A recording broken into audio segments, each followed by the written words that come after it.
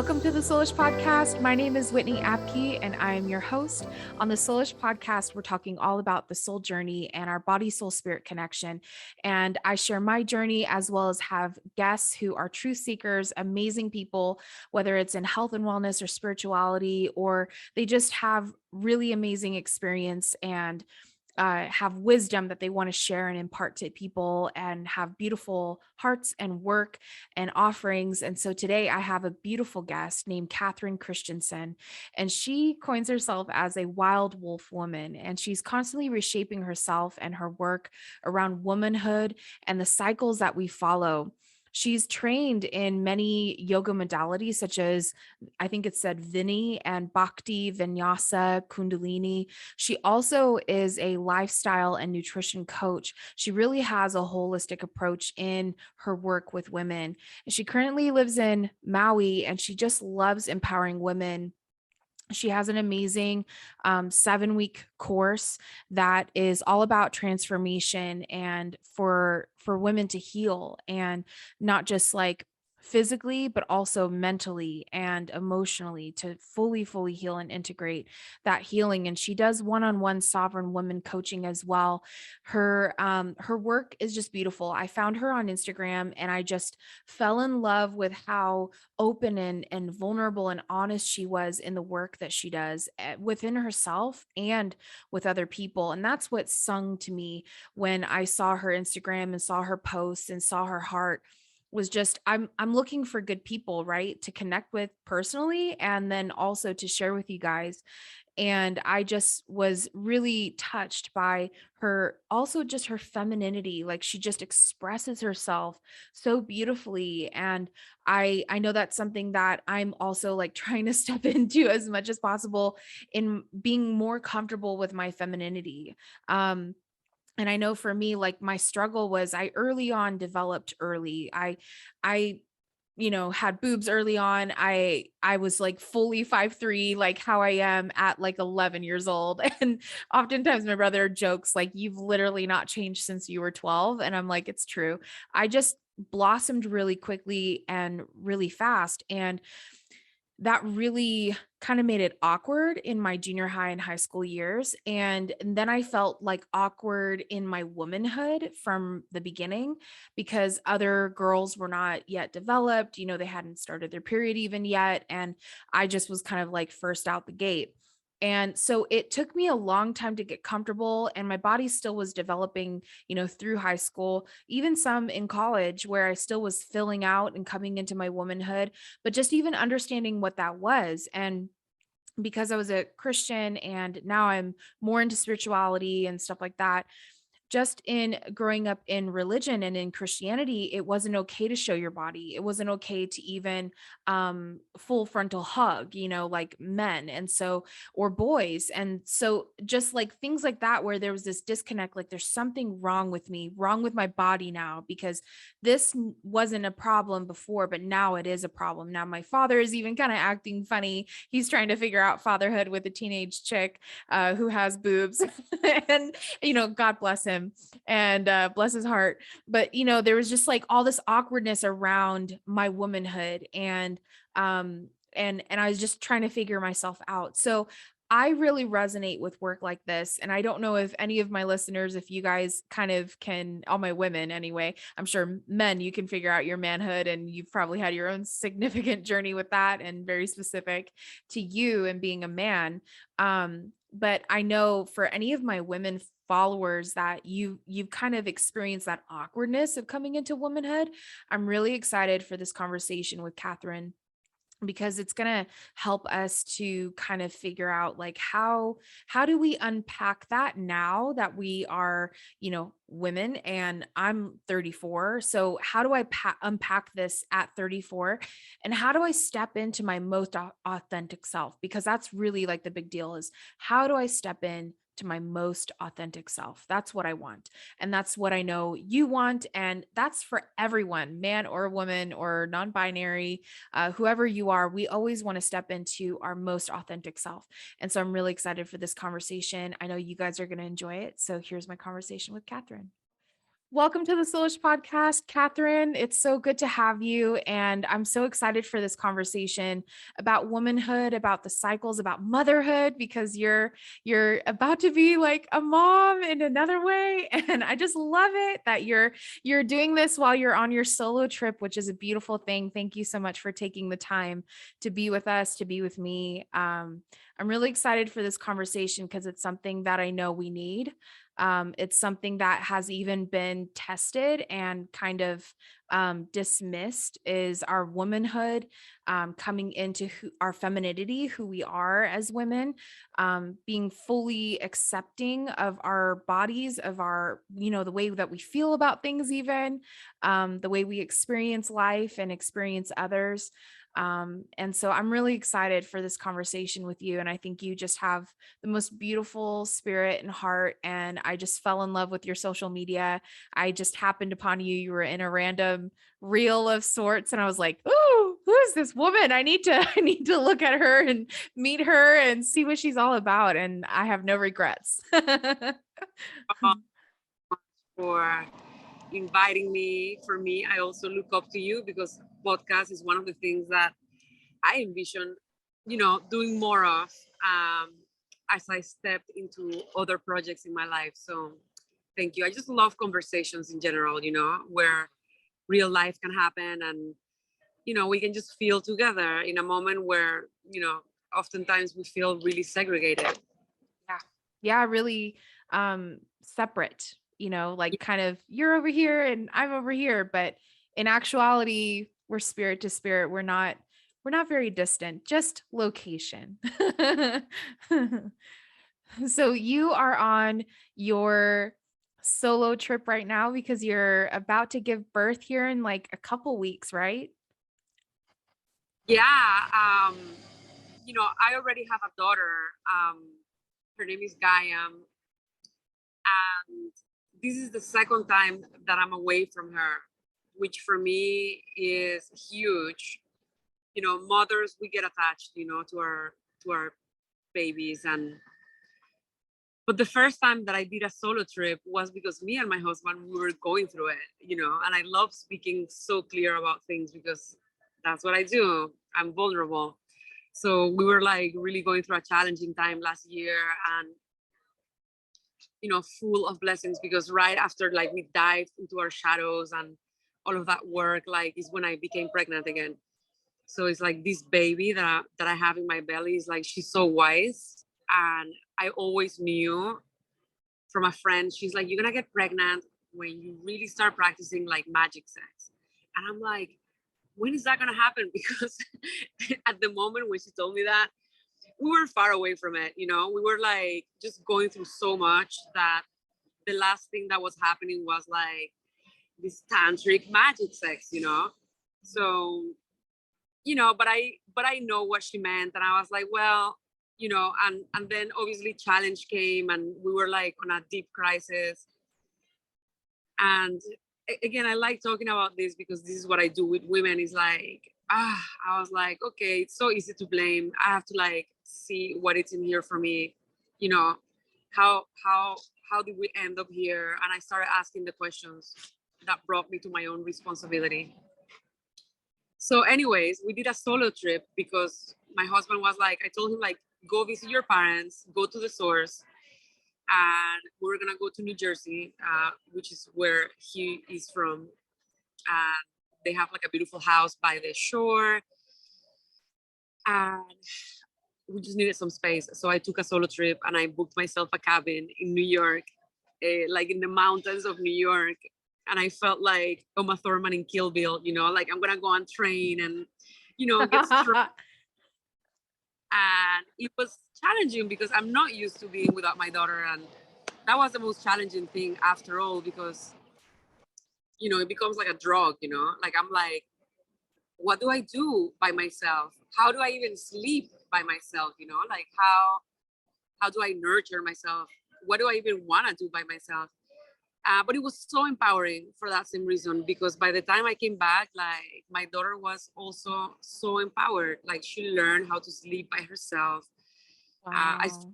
with her in bed, but you know, it's kind of like that good separation from mother, you know, that it's like that trust. I think when we trust our children, telling them, I know you have this. I know that I love being with you, but I know that you can do it. You can be without me. And that like we infuse them with so much like vitamins and minerals. Like she knows that she has this, and that I trust her, and that I trust us, our love enough that we can be apart for a few days. You know, she's very little. Eventually, you know, she's gonna fly away like we all did. But yes, I am in my solo trip, and it means a lot for that same reason. You know, it's like for the reason that I'm separating from Gaia, and that now she's like 3.5, and she's also getting some solo time with daddy. Um, and first of all, like how awesome, you know, that she gets to do that, because back in the days, like maybe I didn't even want to be alone with my dad, you know, like I love my dad to death. But he had a lot of like, you know, issues that he didn't connect with himself, you know, to the point where he couldn't connect with us in those ways, you know. Yeah. And so grateful that my husband, you know, he's so in contact with his feminine, with his nurturing side, that he can take care of his daughter. And I think like this is important for them too. So it's just like so much healing from every corner of this trip. And obviously for me too, just to be doing this with you means a lot, you know. It's so beautiful because I know like when we go generations back, it just wasn't done.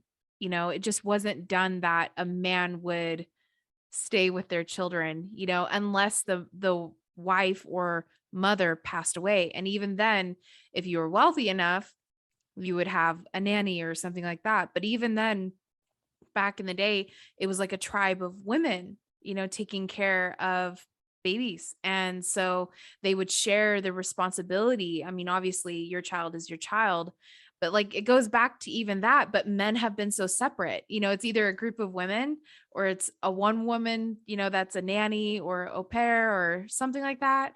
Um, Babysitter, and then it's the mom. It very rarely has it been until recently where men are kind of stepping into more of a connected role with their children, not just so like head of the household, you know, role. So it's beautiful that your daughter gets that, because that is going to set her up, you know, in such a way, in the way that she sees men, relates to men, connects with men. So your husband is setting her up for a good life, you know, and that's awesome that you guys both are doing that. And it's so important for you to step away and to fill yourself up, because you do give of yourself physically, emotionally, mentally, spiritually, you know, energetically. You're constantly giving. So it's good for you to be in the receiving end. Yeah, and not to say, not even mentioning like what it is for a little girl to see her mother doing these type of things, so that she knows that motherhood is not this like enslaving thing. Because that was the thing for me, you know, like when I grew up, Yep. I didn't even know if I wanted to be a mom. Very different to my sister. She always knew. She was the archetype of the little girl that she's like, yeah, I want to be a mom. And for me, it's like, I don't know. And now that I work with women, I may have a hint of where this was coming from, because I had like this mother wound in me, where my resentment with my mom came from like from the places that I perceived that she abandoned herself.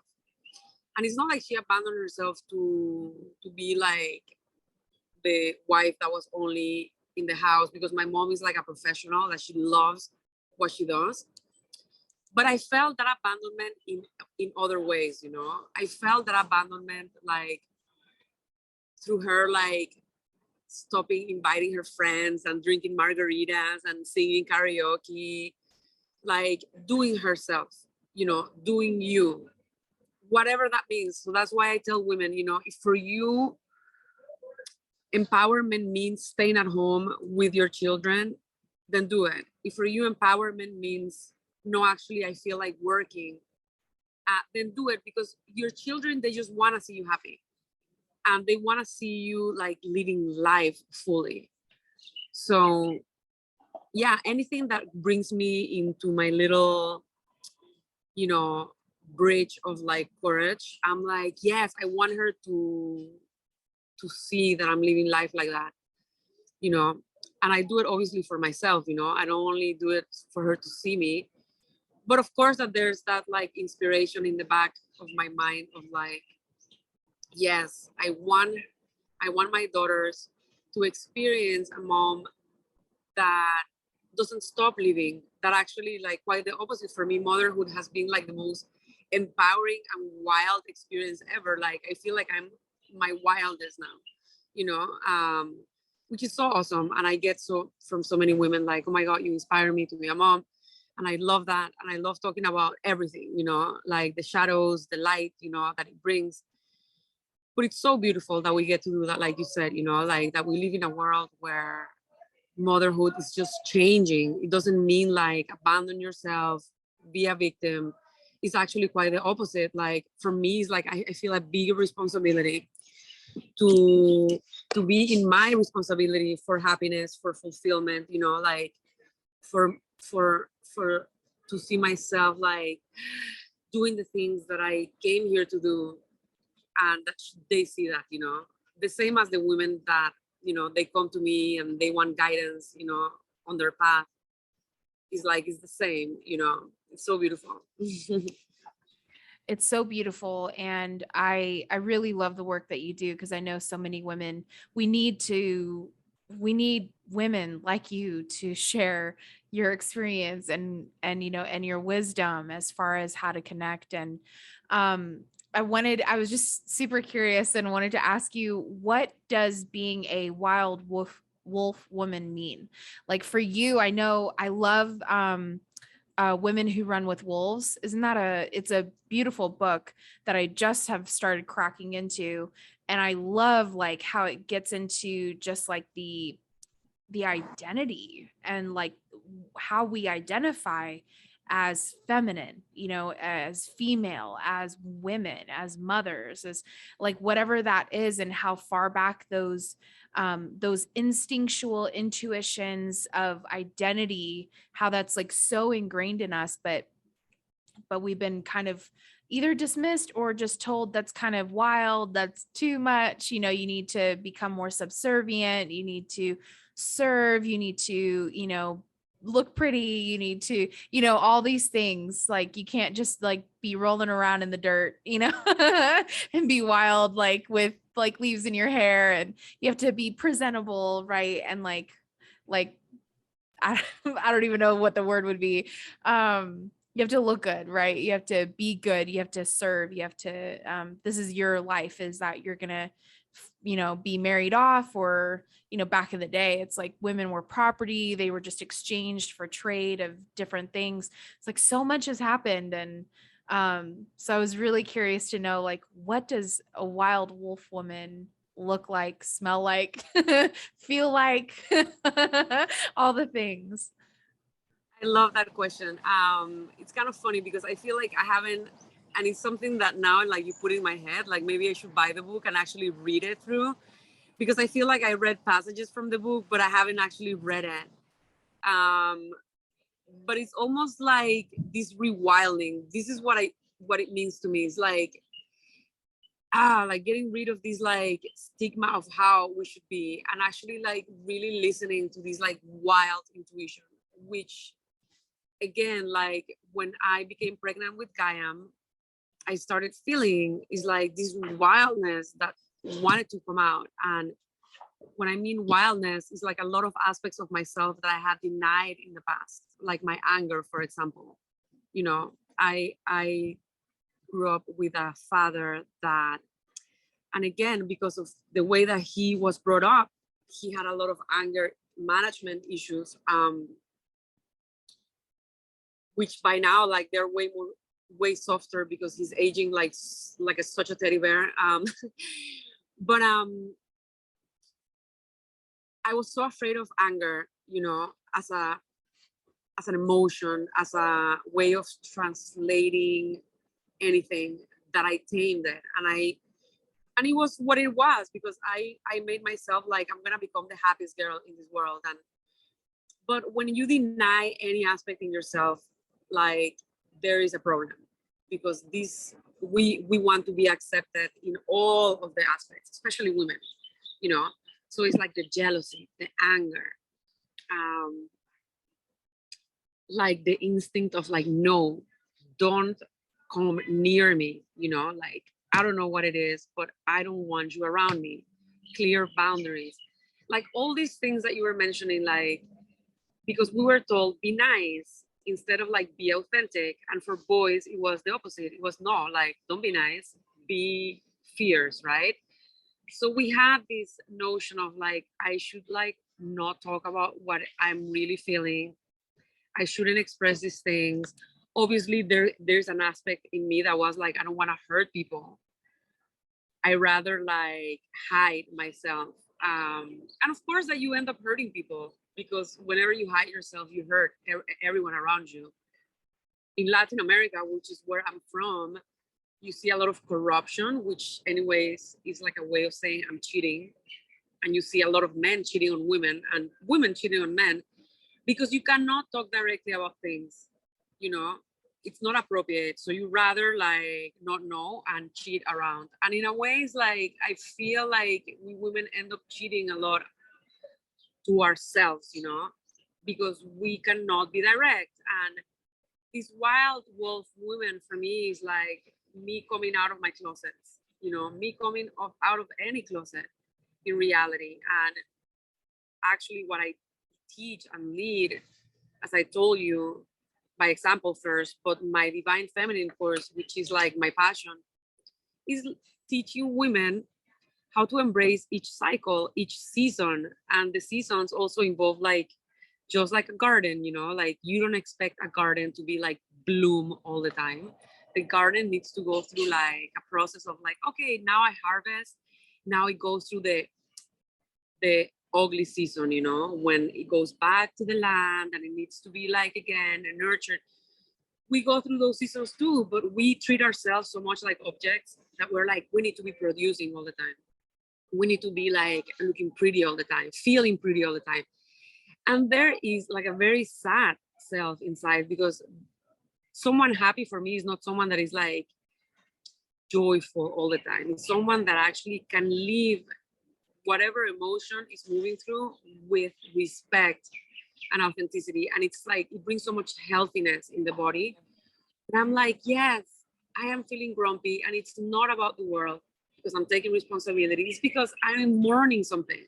It might be not be even about me. It might be something ancestral. It might be a collective thing. It might be like, just because life also includes sadness, because you see it in nature, right? It's like birth dies, there's sadness in it, there's joy because another one might be birthing. But the wolf woman doesn't deny herself. And she is also not afraid to not be liked, which for me is huge, because I was always like Miss Sympathy. Like I literally won like Miss Sympathy on like girl Raising trips. my hand, admittedly, I fall into this category.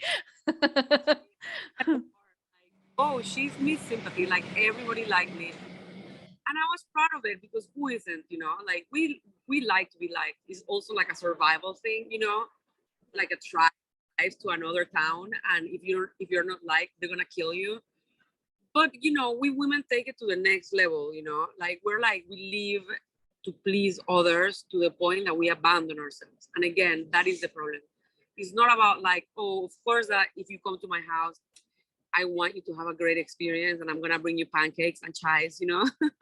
If that's what Yes. that's what but you know, it can all have like a quality into it. And Ramdas always used to talk about it, you know, like what is the quality in which I bring you a chai, you know? Is it like, yeah, like I want you to have a good experience, or is it, oh my god, like I really want her to like me because she doesn't like me, you know? And we, that those energy, like invisible energies, like are felt through, you know, are Yes. felt through. We are like putting like prayer beads everywhere. So you know, for me, again, like to embrace the aspect of not being liked is huge. It's very healing. because the type of work also that I do, it's quite intense, you know, sometimes. It's not like, you know, to show you, it's not to be in the comfortable all the time. I do it with myself. And then I also provide spaces for women to arrive into their own stories, which sometimes can be uncomfortable. So it triggers people, and sometimes they project them into me.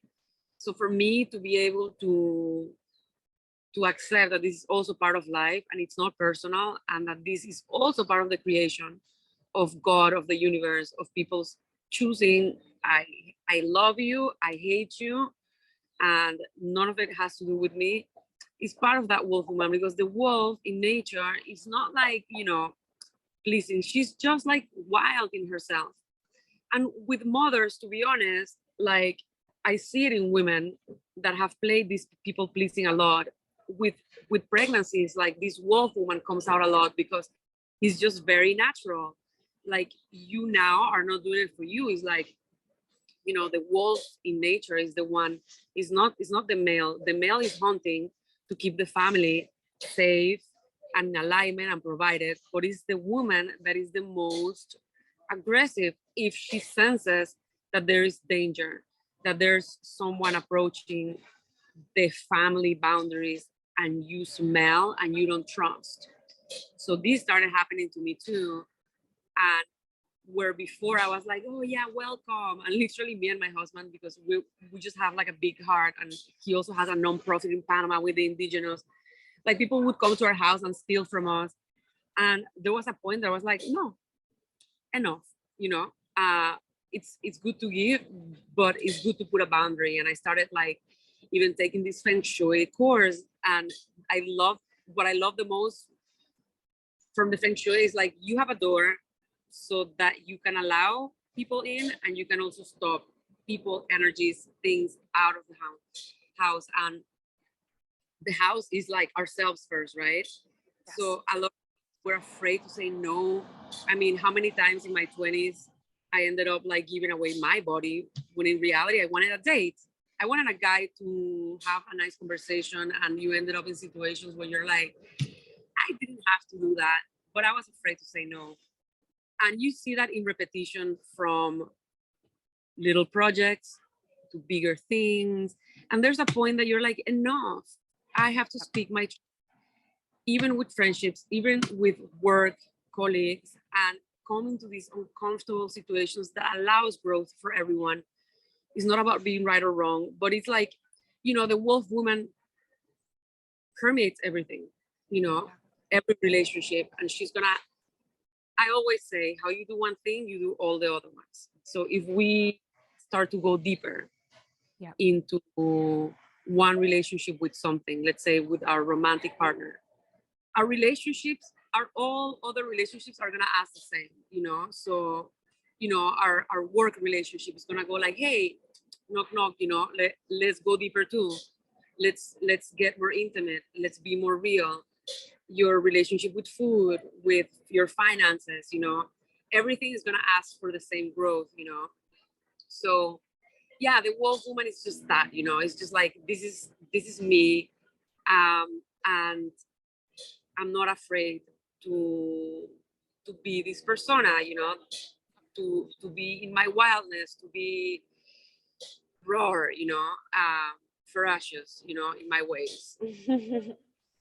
And it's so funny to think about that, and to think about, what does that look like for me? Like, I'm just, as I'm hearing you and I'm like letting everything, I literally feel like everything's going down and touching layers. And I'm like, what does that look like for me? In what ways have I not allowed myself?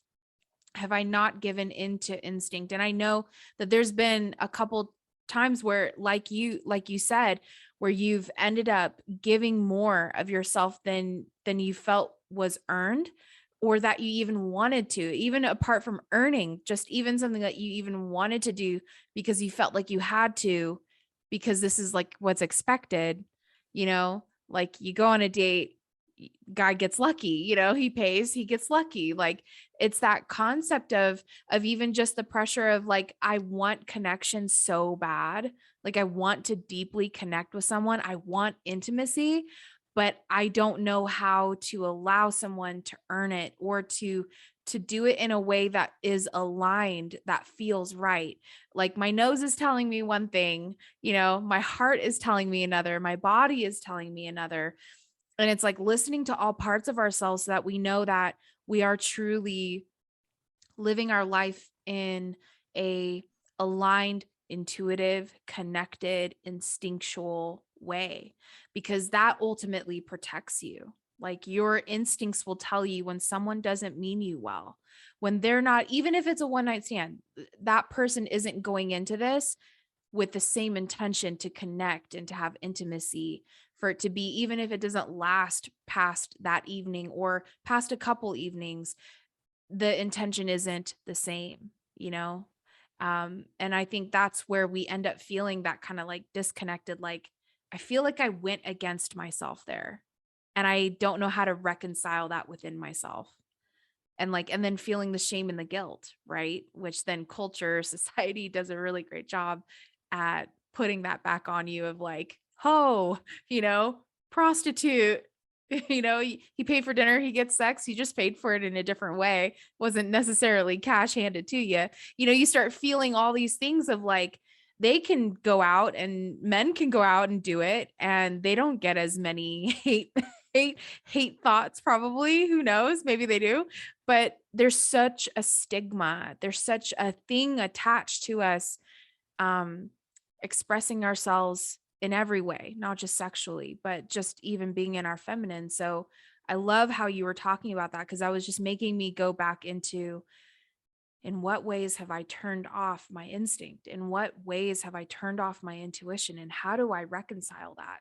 How do I reconnect that? So I'll ask you, what are some of the things that you do in your work with women that you help women to reconcile? Like forgiveness, it's probably a huge deal, of like all those times where I didn't say no or I didn't say yes, where I didn't protect myself or I didn't allow myself to be protected.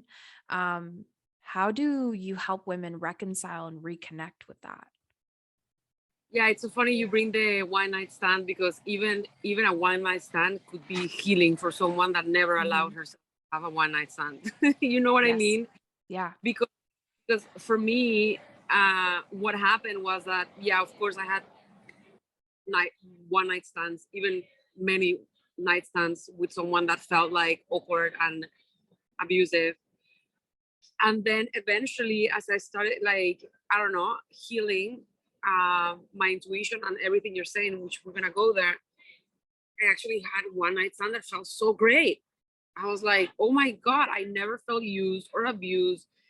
I always knew that this was not gonna go anywhere else. And I felt so connected. I felt like we both ah gave it all. I was like, I was honestly so healed after. It was not only one night stand, it was kind of like a weekend situation. But I always tell women about this.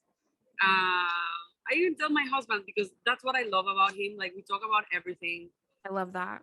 I mean, God bless our relationship, honestly. Like, of course, we're not perfect. We have our things, but I just love like how much there's trust and we just Yep. talk about it. That's And what I'm looking for. it is this what made me meet him, you know, when I realized that everything can be a story in your head. You could never be abused or taken advantage if you don't allow it.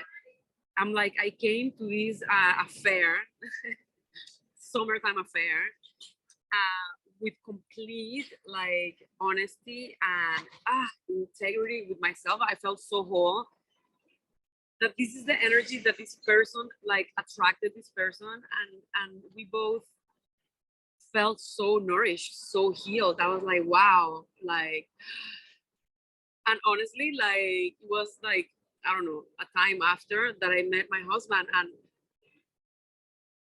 it was all indications. It was, instead of the red flags, it was the green flags. Like, oh yes, like I am actually like whole in my body. I am whole in myself.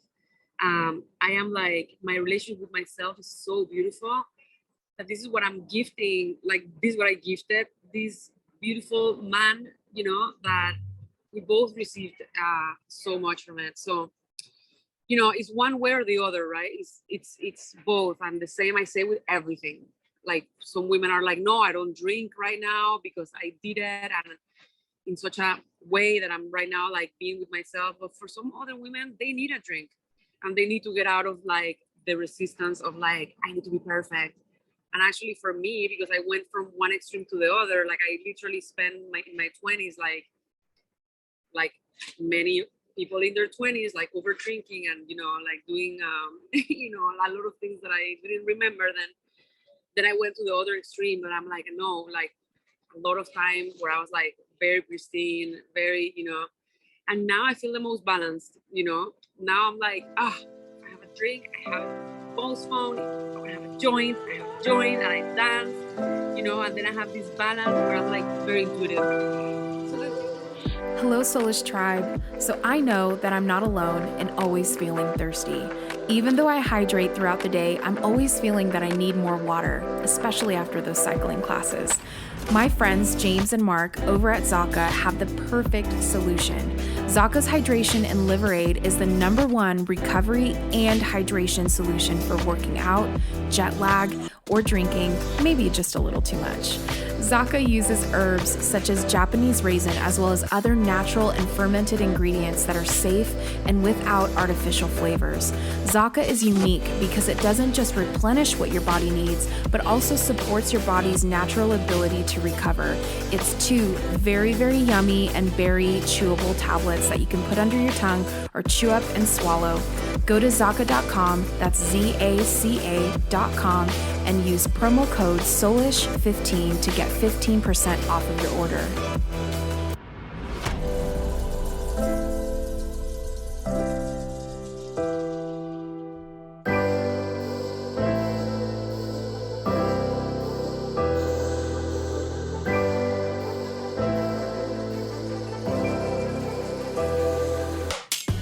If you're needing healing and an integration of that healing, I've just released a healing package that is just for that purpose. My healing package allows you to truly invest in your healing with 4 2-hour sessions that will support you to reveal, heal, and integrate. Whether you're going through a difficult time or simply want to dig deeper, this package is here for you and with a 50% discount. I truly care that my clients not only experience healing, connection, and freedom during our sessions, but in their everyday lives as well. And this is a typical issue that I see with people that just book one session, is that they miss that integration piece that is so important. Go to whitneyapke.com/book to invest in your healing now. So the things that I do with women, yes, you mentioned forgiveness. Forgiveness is always important. I mean, I think like allowing the emotions, allowing like going back to those moments where we felt prisoners and reconcile with them, the inner child work, which another way of calling it is shadow work, you know. I do it one-on-one in different modalities. Like my work, I use different techniques with women as with myself. And I also have an intuitive part, you know, that now more than ever I feel like so happy about, because, you know, I'm almost 42, you know, so age, you know, brings also like a recipe for, like, I've done this for so long that I feel very connected, and there's like a spine that I follow, like an agenda that was like given to me through teachers and trainings.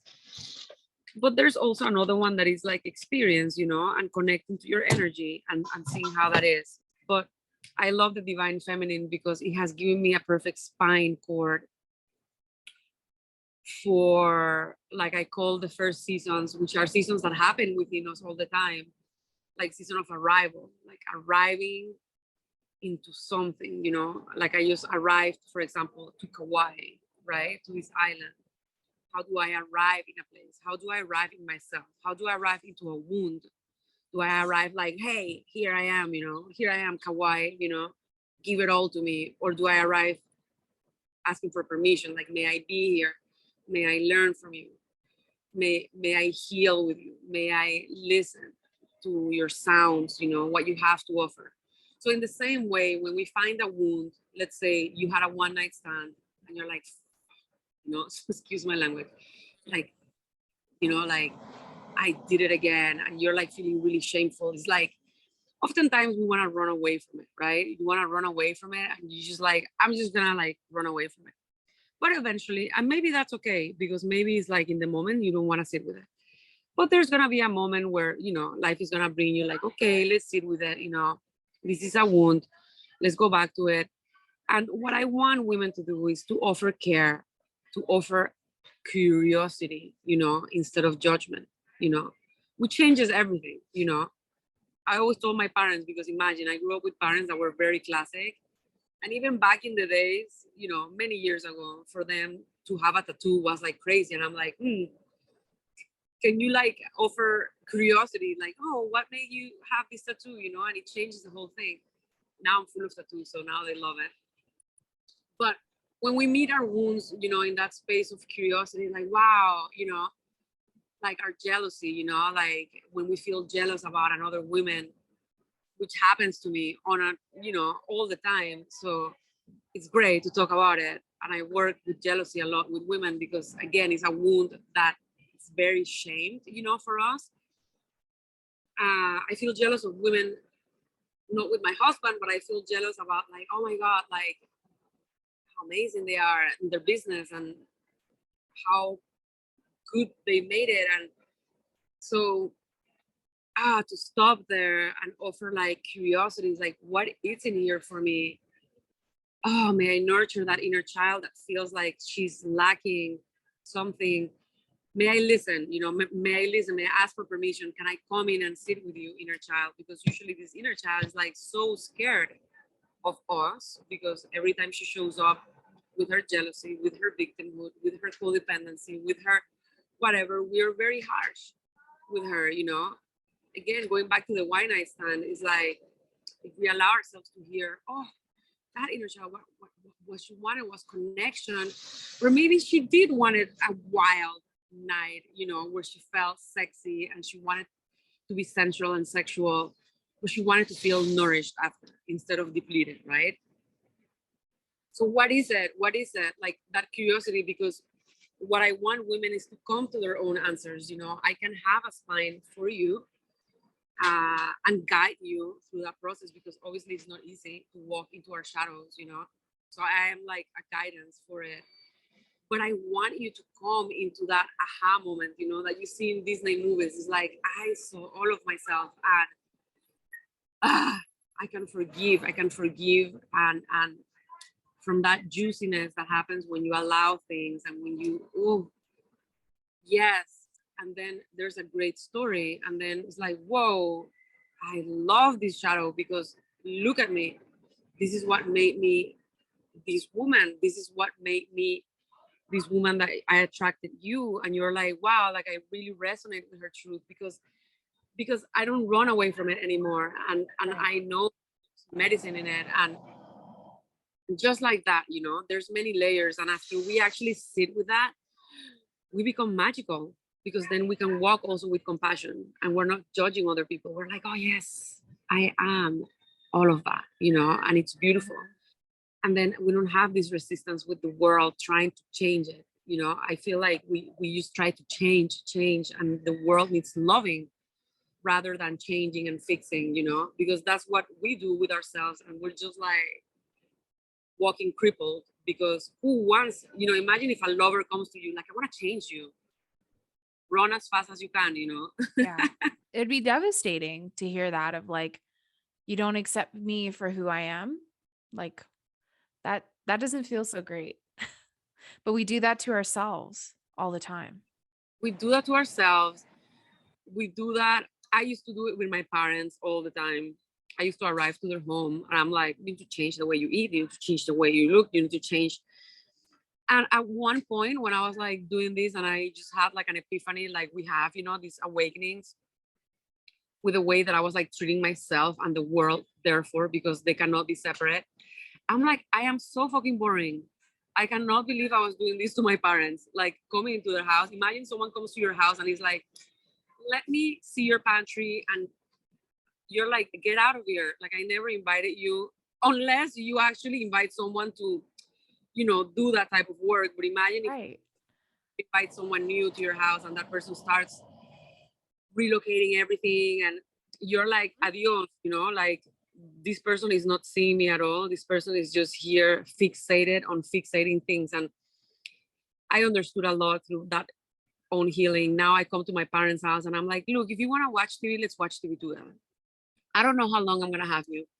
And if whatever you want to do, let's do it, you know. And then I suggest things and they do it. But that's the amazing thing, you know, when you give freedom to people and you're not like, change, like, then they change on their own. And it's the same with us. When you love the aspects that you usually hate on yourself, when you love them, when you nurture them, when you like offer care and curiosity, then they're free to change. And suddenly you're like, oh, well, like, I don't feel like that anymore. And I never gave resistance to it. I just allowed it, loved it, reconciled with it, listened to it, offered curiosity. And suddenly that is not even there anymore. And it happens, it's like a scientific fact, right? That it also happens in attraction. It's like, wait a second, like, when I didn't need it, it's when it came to me. And it felt like more organic, more sovereign, you know, when those things come to you and you understand like how beautiful it is to have those things, but it doesn't make you who you are, you know? Yep. So good. So good.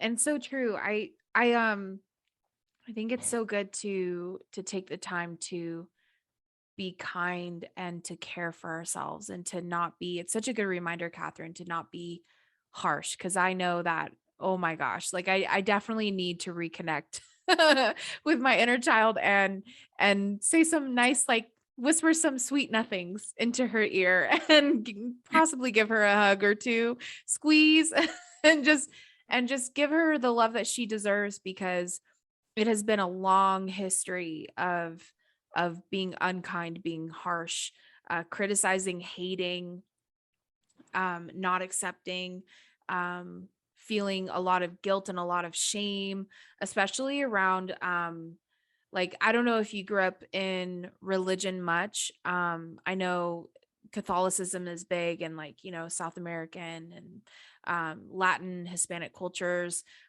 Christianity too. But I know with like the sexual, you know, oppression and repression of like holding back on that, and that not being a topic that is talked about or taught on is just bad. Don't talk about it, you know, neglect that. I found myself at an early age, like trying to figure it out. Like I was, I was so beyond curious about like, but what is it? You know, like, but how, like, what is that meant for? Like, what do you like?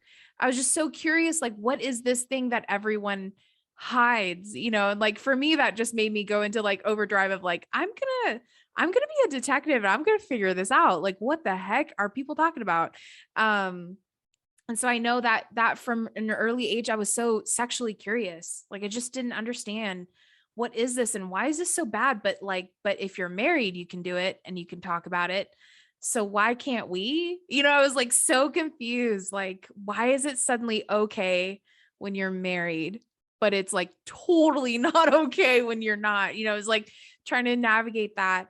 And I feel like I have a lot of shame around just how curious I was and trying to talk to people, or like it was before the internet. So there was no Googling, you know, there was no chat like that you could have on social media with somebody if you were, you know, curious about something. And so it was just kind of like having those awkward conversations with people and then realizing like, oh, I'm in trouble, you know, and like trying to figure it out. And even drawing, like I used to draw like not sexual images, but like I used to just draw like what a woman body looks like and like how I visualized myself. And I remember my mom like found it because threw it in the trash. I was not smart with how discreet I was trying to be, but I was just trying to picture it in my head, like put the pieces together. Like, what does all of this mean? You know, what does a woman's body mean? Like, I'm just trying to understand this and that we all look different. And I couldn't get over that. I was like, how is it that we all have like different nipples? You know, like not one nipple is the same. I'm so confused. Like, how does that happen? So many things that just my little kid brain, and especially since I developed so early on, I was like, what are these? Like, what is that about? Like, why are they popping out, but I don't see anyone else popping out? Why am I popping out? Like, what did I drink? You know, and I think it's just really interesting how we are so unkind to even just our upbringing and our child. And it could be your inner child, like from ancestral karmic past lives, right?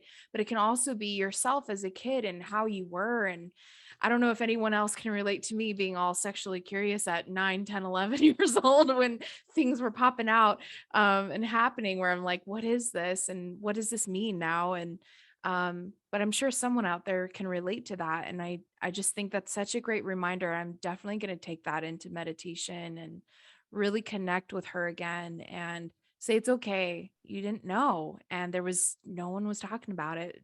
So me being my detective self, my I don't know what part of my astrology chart has that element. I should ask my Vedic astrologer friend and figure it out. Like, is there anything freaky deaky in my astrology chart that says I'm like super curious, and I like I will not stop until I figure it out.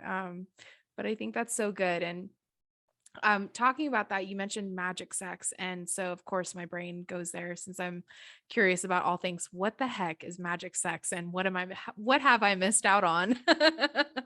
Then again, what the heck do I know, right? Because Mhm. I'm not gonna pretend here to be like, oh yeah, hold on, I know everything about magic sex.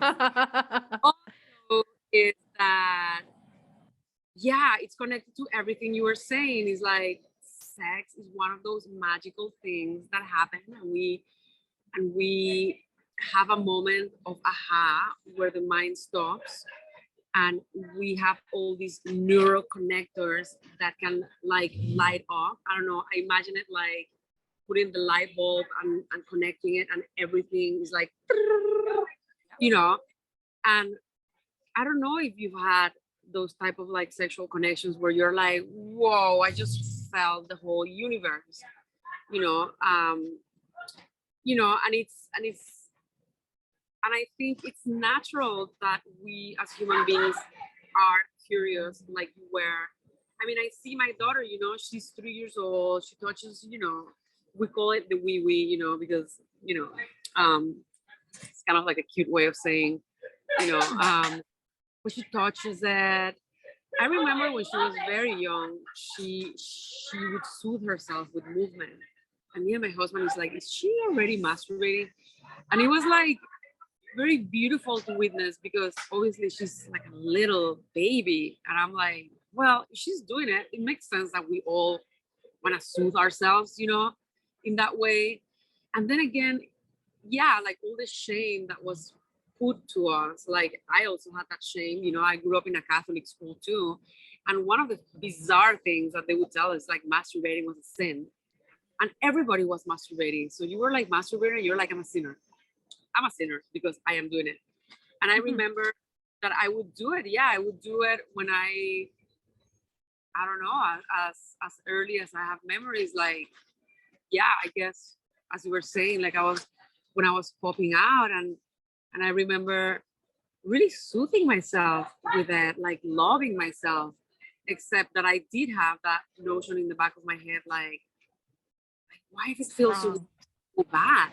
Mhm.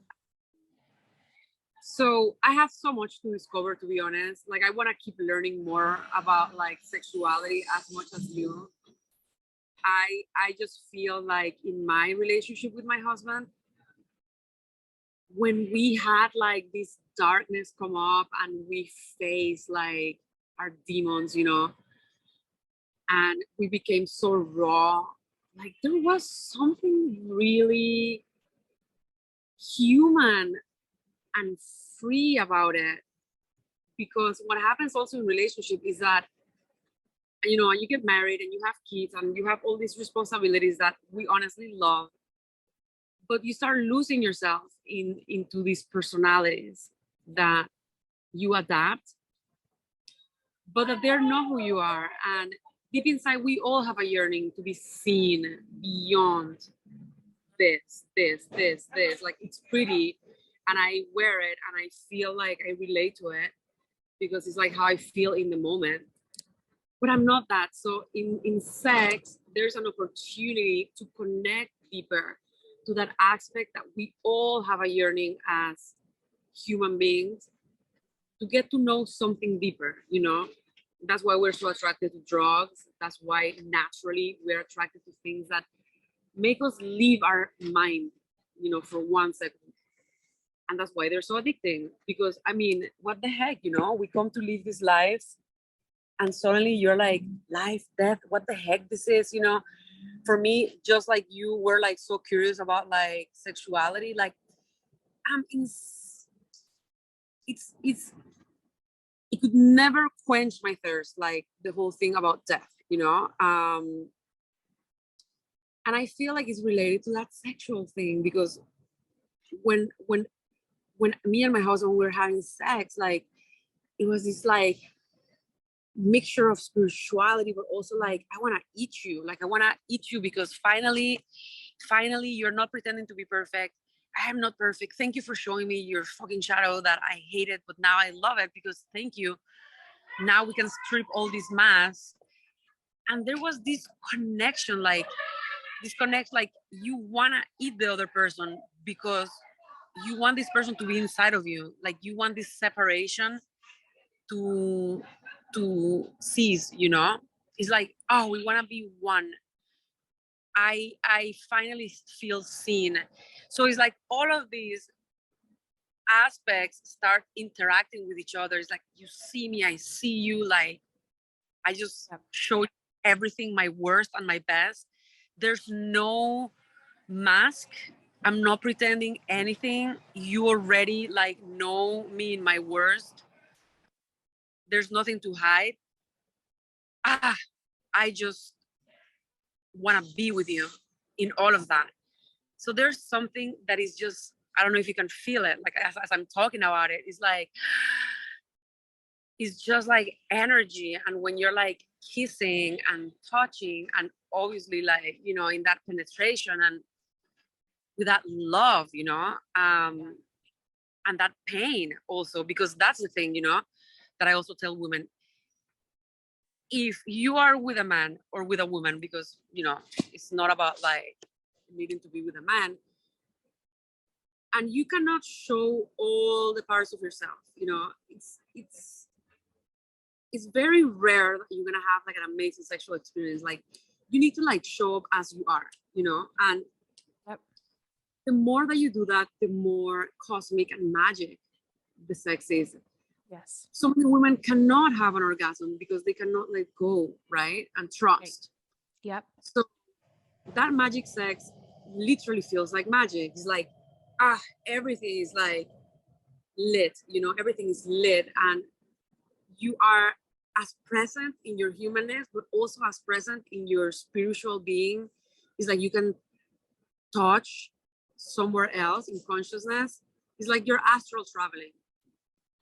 And I felt like how I got pregnant. Like, I felt like this being wanted to come through this type of presence, which is so insane, you know, like so beautiful. And so yes, you know, it's something that, and then it happens, and then you're like, oh my God, let's go back to it. Just like anything in life, right? It's like you touch a beautiful place and you're like, now I have these freaking crazy expectations that this has to be like the time, and then it doesn't happen, and you're like, damn it. But it's life, you know, it's life, and that's the beauty and the complication of it. That whenever you have like a super high moment, you're now like, damn it, now I know how it can be. And when it's not like that, you're like, but it's beautiful and it's funny. it's funny. That's why humor is so important for me, because otherwise you are like freaking doomed to depression. Right. It's funny to laugh about like the whole situation with relationships, and how mommy and daddy, like, we're literally gonna go again to baby mode, and it's just stages and moments to taste, so whenever we're having like a moment, it's good to taste it all the way, because we don't even know if we're gonna be alive tomorrow, you know but sexuality, like I said, I want to keep learning more. We're actually having a tantric workshop inside of one of the platforms that I'm also part of, called the Sacred Sisters, and I'm looking forward to it. I'm gonna be one of the hosts, and I'm looking forward to listening, because one thing he mentioned that I so felt deep. He's like, we women, like, you see me and you're like, oh my gosh, she's wild and fierce, like she has it all, figured out. But it's not true, like deep inside, I also get like, I feel like we women, like, it's so hard for us to ask for the things we want, right? And in intimacy, it's so vulnerable that it gets even more, right? Like, I still want to learn more about like how to get wilder with my husband, how to like go deeper. After that experience, I'm like, whoa, I know what we can touch. And sometimes I get a little, I was talking to a friend about it, and she's like, sometimes I want to get close to my husband and kiss, and because I don't feel like he's there, I go away. And then when he wants it, I'm like, oh, I'm already like really irritated because he didn't want it in that moment. And we play these things. And again, humor is so important and part of it. But it's like, I want to keep learning. But that's for me what magic sex is. It's a connection that it's there. It's our birthright to be feeling this pleasure, this connection to our sexuality. And I feel like, just like you said, you had curiosity for it for a reason. You had curiosity because you knew as a little girl that this was something important for you, and whatever I think that it's important to us when we're like little girls, it's meant to be, and that's why I love the inner child work, because if you were like so curious about it, like there might be a message for you that you have to give also other women, have to give other people around it. So I don't know if it resonates. Totally. And I think what's so beautiful is how you said your daughter was like self-soothing, because it may not have necessarily even been in a sexual way, but even touching your body in a non-sexual way, right? Like all parts of yourself, just touching yourself that is in a loving, soothing, calming, that's why hugs feel so good. And they're not even sexual, but yet they're maybe like, I feel like I could hug someone forever sometimes. And it's like, yeah, I know it's awkward now, but I'm just going to continue to hold you, because there's something about that is so nourishing, where it's like, God, I feel so nourished. And that's non-sexual, but even just movement, like being in your own body, like those are things for sure. Like, I know I need to get more into. I used to dance when I was young, and dance in church, which was allowed, in the denomination that I was a part of. And I used to dance. I used to initiate other people, like adults dancing, because I was just so free and so just like in the moment and worshiping God, with my movement and with my body. And that was before I, had puberty and like became bigger chested, like actually had body parts. And so all of a sudden it became not okay for me to do that. It just felt awkward. Like, there was, even like having people watch me and watch my body move and watch, my boobs like move, and as a kid, you're just so not as aware, and so I just think there's so many things that we go through, and that we can heal, reconnect with, that we can come into the fullness of who we are, our most authentic self. It doesn't necessarily have to be sexual, but I think part of my journey personally is that my sexuality was separated from myself. And I think from an early age, I knew that as this was starting, as this was already beginning around 9, 10, 11, when I started to come into puberty or into awareness of like the fact that there's men and women, that there's two different body types, that I could see at that time. Now I understand there's so much more, non-binary, transgender, right? There's so many more now, but back when I was young, it was just really all I was exposed to was male and female. And so then realizing that there's even a difference, and what does that mean, and how do you connect, and how do you relate? And in that moment, I was realizing that there was something separating me there. Like I was being told it was wrong. And maybe that wasn't even direct, maybe it was indirect, and just kind of realizing like, actually, this is not separate. And so I think a lot of my curiosity, I think you're right. It was me saying, no, like, I don't want to disconnect. I don't want to dismiss this or disconnect this or make this evil. There has to be something good in this, yet I'm being told and taught that there isn't, not until a certain point, like not until it's in that box, then it's okay. But besides that, it's not. And so then what does that mean for you? And so I know a lot of women, regardless of their background, regardless of their journey, I think we all have come to some sort of place of where we can recognize some disconnect, some shame, some guilt.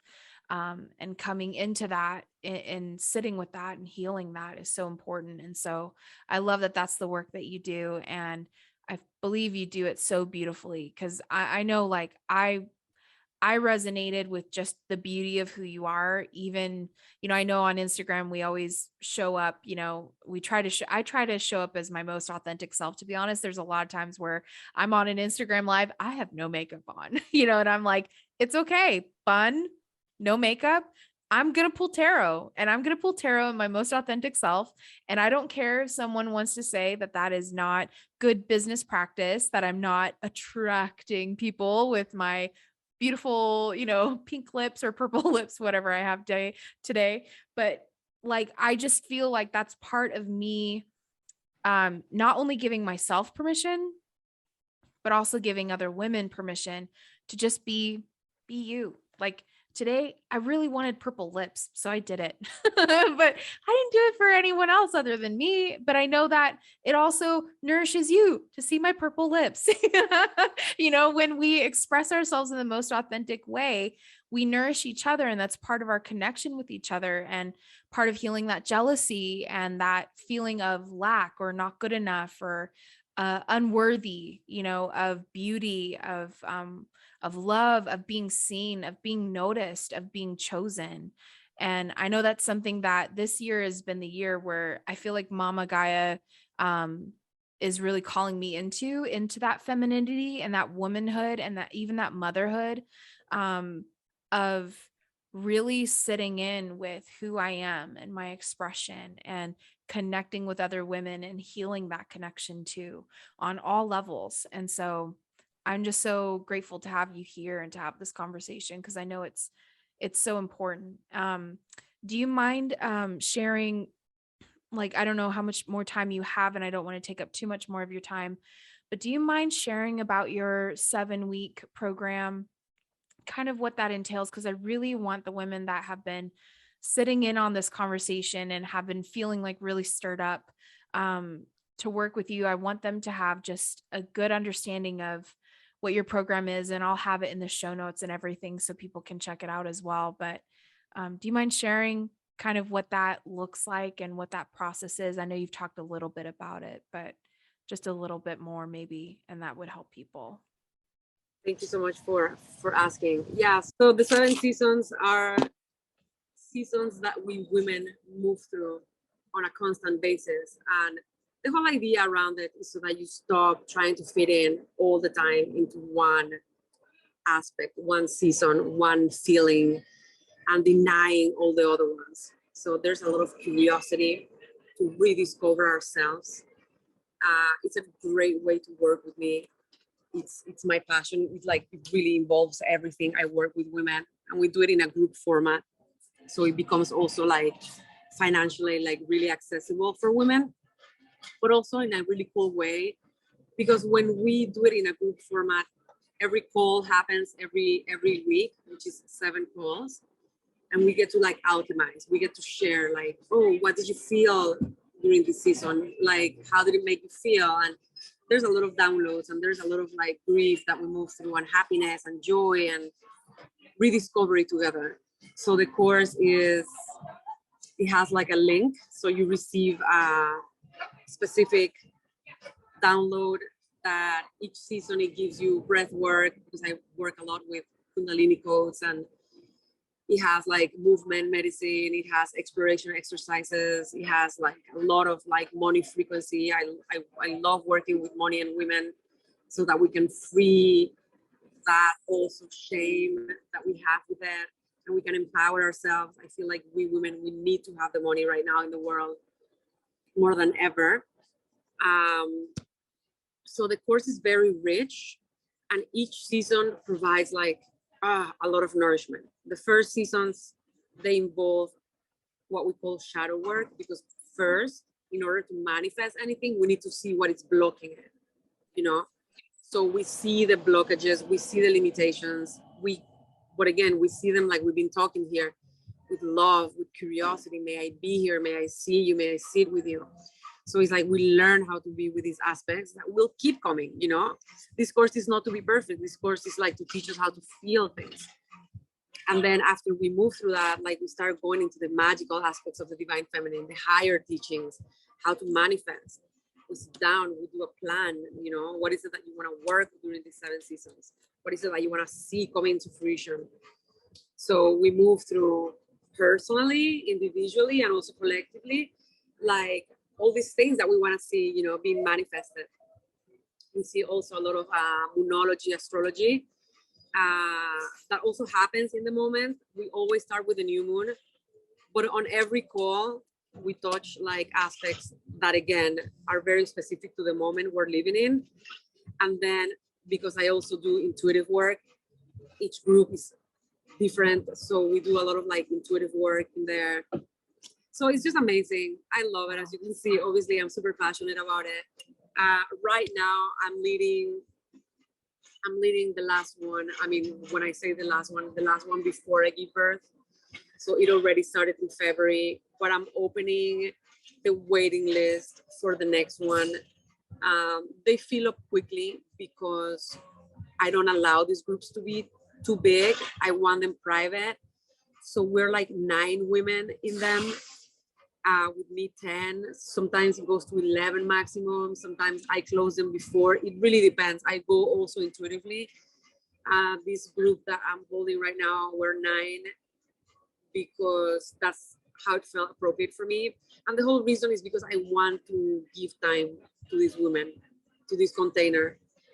We move through a lot, so it's not just like that. So I give them time and space to also have that, even though it's not a one-on-one work. Like we do a lot of like nurturing the friendship through these 7 seasons, you know, and I love it. I think so. A lot of women do this, and then they are like, they want to keep working with me, and we keep working together one-on-one. But I think it's a great way to start because it gives you like a fluidity around this female embodiment work. But some people, you know, they want to do one-on-one, like they want to go direct to the thing, and we touch these aspects anyways in a deeper way when we do one-on-one. We spend more time together. So whatever is it that you do with me, I'm gonna be anyways in that aspect of like embodiment of these aspects of not denying anything in ourselves, you know, because for me that is also like how we heal our bodies, you know. I heal my ovaries through allowing those feelings to come out, you know. So yeah, that is the divine feminine. Wonderful. Thank you so much for your time. Thank you so much for sharing. I wish you the most wonderful solo trip, and I just speak blessing over you that it's nourishing every part of you that needs to be nourished before you embark on this next season, this new season of motherhood for you, which is going to be just a beautiful, beautiful experience. And I'm so excited. I'm going to sit with it and see if this is also something I need to do, is be in a container like what you've created. And I know other women are feeling the same call, because I think generally we are starved from connections and circles like that are intimate and connected and nourishing, bonding, and also being in a safe place where you can express yourself in a new way, or in your most authentic way of maybe you've never done it before, maybe you've never gone there before. So thank you so much for your time and for your wisdom and for sharing. This has been just a beautiful conversation. So thank you, Oh, Katherine. thank you so much. I'm so happy that we got to connect and that I get to meet you. I mean, that is the most important, and that we get to share this conversation with other women. Absolutely. Yes. Thank you. And I wish you so many blessings on this beautiful podcast. I love your energy, and it can only go, better and better. Yes. Thank you. Thank you.